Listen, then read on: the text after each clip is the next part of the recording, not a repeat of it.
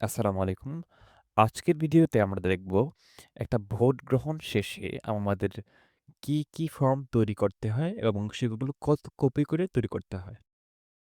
তো গত ২ টি ভিডিওতে আমরা দেখেছিলাম একজন প্রিজাইডিং অফিসারের দায়িত্ব সম্পর্কে সাধারণ নির্দেশনা এবং কিছু ফর্ম কি করে ফিল আপ করতে হয় ইম্পোর্টেন্ট ফর্ম লাইক ১৩, ১৪, ১৫, ১৬ এবং গণভোটের ৩, ৫। তো আজকে আমরা দেখব আ ঠিক কি করে হচ্ছে ডকুমেন্টগুলা তৈরি করতে হয় এবং কত কপি করে তৈরি করতে হয়। তো আ পরবর্তী ভিডিওটা আ থাকবে কিছু স্পেশাল টিপস এবং ট্রিক্স এর উপর। ওয়াচ ফর দ্যাট এবং আজকের ভিডিওতে যাওয়া যাক।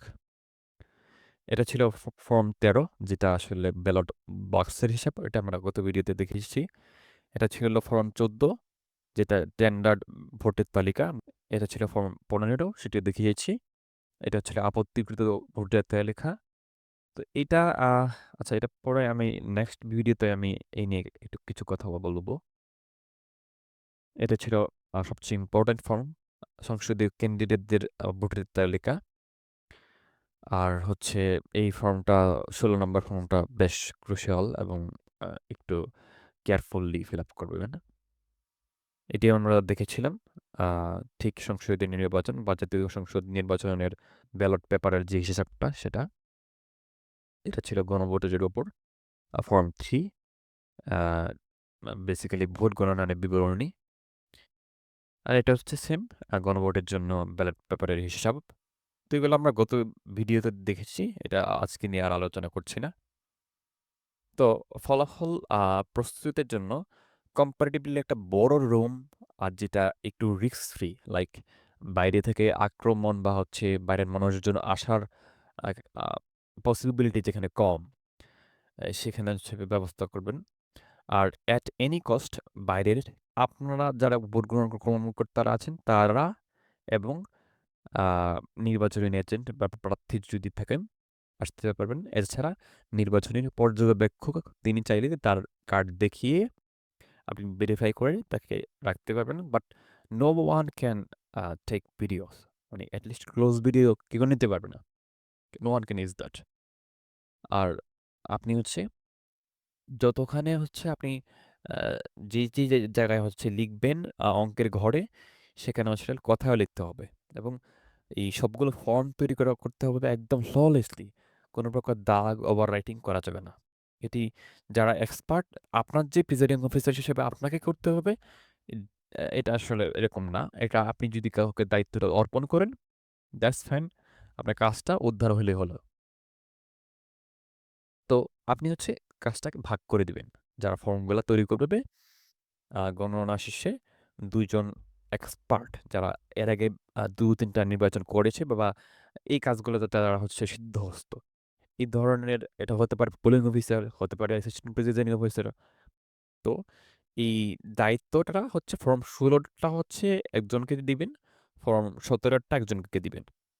আর এরপরে গণভোটের জন্য আরো ২ জন করে দিবেন। একটা হচ্ছে আ গণভোট গণনা বিবরণী আরেকটা আরেকজনকে দিয়ে দিবেন হচ্ছে গণভোটের ব্যালট পেপারের হিসাব। কারণ অনেকগুলা কপি তৈরি করতে হয় তো একটু সময় লাগবে। সো আপনি দায়িত্বটা আপনি নিজে লিখতে যাবেন না। আপনার তো সাইন করতেই আ জীবন ঝালাপালা হয়ে যাবে। বাট ২ ক্ষেত্রেই নিবিড় ইন্সপেকশন এ রাখতে হবে। আর কত কপি তৈরি করতে হবে?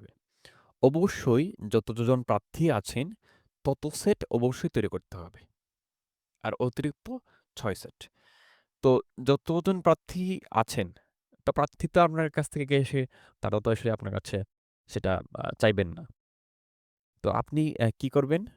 আপনি হচ্ছে প্রত্যেক প্রার্থীদের এজেন্ট যিনি আছেন, পোলিং এজেন্ট বা নির্বাচনী এজেন্ট যদি থাকে, তাকে একজনকে হচ্ছে ফর্ম ১৬ মানে জাতীয় সংসদ নির্বাচনের যে ফর্ম ১৬ আছে, সেটি ১ কপি আর ফর্ম ৩ এর ১ কপি। এটা হচ্ছে আপনি তাদের সবাইকে ধরেন ৫ জন যদি থাকে, তাহলে ৫ জন আ ধরেন আমি হচ্ছে ৫ জন হলো। তাহলে ৫ জন এটা পাবে, ৫ জন এটা পাবে। আচ্ছা। আর ক্যান্ডেন নোটিশ বোর্ডে হচ্ছে ফর্ম ১৬ এক কপি আর ফর্ম 3 এর গণভোটের ফলাফলের এক কপি দিবেন। কিন্তু দেখেন ২ জায়গায় হচ্ছে এক্স দেয়া। এটা কোনটা দিয়ে রেখেছি? ফর্ম ১৬ হচ্ছে সংসদীয় আসনের যে ব্যালট পেপারের হিসাব, আর হচ্ছে ফর্ম আ ৫ হচ্ছে গণভোটের ব্যালট পেপারের হিসাব। এটা মানে খুব কেয়ারফুল থাকবেন যে এটা আপনার বাইরে যেতে এটা না যায়। এটা যদি এজেন্টরা বা হচ্ছে বা ক্যান নোটিশ বোর্ডে ধরতে পারে, তাহলে দেখবেন আপনার লাইফ ম্যাসাকার হয়ে গিয়েছে। কারণ এখানে কিছু হারিয়ে যাওয়া ভোট থাকবে। তখন সবাই হচ্ছে অভিযোগ করবে যে স্যার তো আ এই কেন্দ্রে হচ্ছে এই ধরনের উল্টাপাল্টা কাজ হয়েছে। কিন্তু তো তারা রিয়েলিটি আসলে বুঝবে না। বাস্তবতাটা তো অন্যরকম, তাই না? তো এইটা হচ্ছে একটু কেয়ারফুল থাকবেন।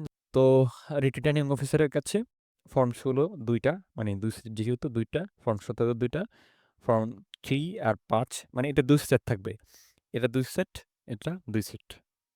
আর বড় গানি ব্যাগ বলতে আসলে চটের বস্তা অনেকটা বড় ব্যাগ থাকে। সেই ব্যাগে হচ্ছে আপনি ১৬ আর ফর্ম ১৭ র একটা করে কপি এবং ৩ এবং ৫ এর একটা করে কপি। আর অবশ্যই আ আপনি যদি ফোন ইউজ করেন, তখন ক্যাম স্ক্যানার বা ফোনে ছবি তুলে রাখবেন। পাশাপাশি অবশ্যই আপনার কাছে এক সেট থাকবে। কারণ এগুলো নিয়ে অনেক পরে ঝামেলা হতে পারে বা হয় অনেক সময়। সেক্ষেত্রে যদি আপনি আপনার কাছে কোনো ডেটা না থাকেন, তাহলে খুব আ ঝামেলায় পোহাতে হবে। আর সহকারী রিটার্নিং অফিসারের নিকট কি দিবেন? আপনি ফর্ম ১৬ এবং ফর্ম ১৭ মানে জাতীয় সংসদ নির্বাচনের জন্য। আর হচ্ছে ফর্ম ৩ এবং ৫ ২ সেট একসাথে স্টেপলিং করে ঘষা-মাজা করা যাবে না। অঙ্কে ও কথায় এই নিউমেরিক্যাল ফিগার গুলো লিখতে হবে। আর অনেকেই ভুলটা করে যে আ ঘানির ব্যাগ বা হচ্ছে এই চটের বস্তায় সব ঢোকানোর সময় তারা কি করে বসে এই ব্রাশ সিল থাকে একটা। এই সিলটা হচ্ছে তারা ওই ভিতরে ঢুকায় ফেলে। তো এইটা হচ্ছে আপনার হাতে করে নিয়ে আসবেন। খুব সেনসিটিভ জিনিস এবং এসে উনাকে জমা দিবেন। সহকারী রিটার্নিং অফিসার যিনি থাকবেন তার কাছে জমা দিতে হবে। আর আ বড় গানি ব্যাগ ছোট গানি ব্যাগের পাশে হচ্ছে বেঁধে আপনি সিলগালা করবেন। তো এই তো ছিল আজকের ভিডিও। আ বেশ শর্ট হলো। পরবর্তী ভিডিওটা বেশ লং হতে পারে এবং বেশ ইউজফুল হবে। আশা করি দেখবেন এবং উপকৃত হবেন। Thank you.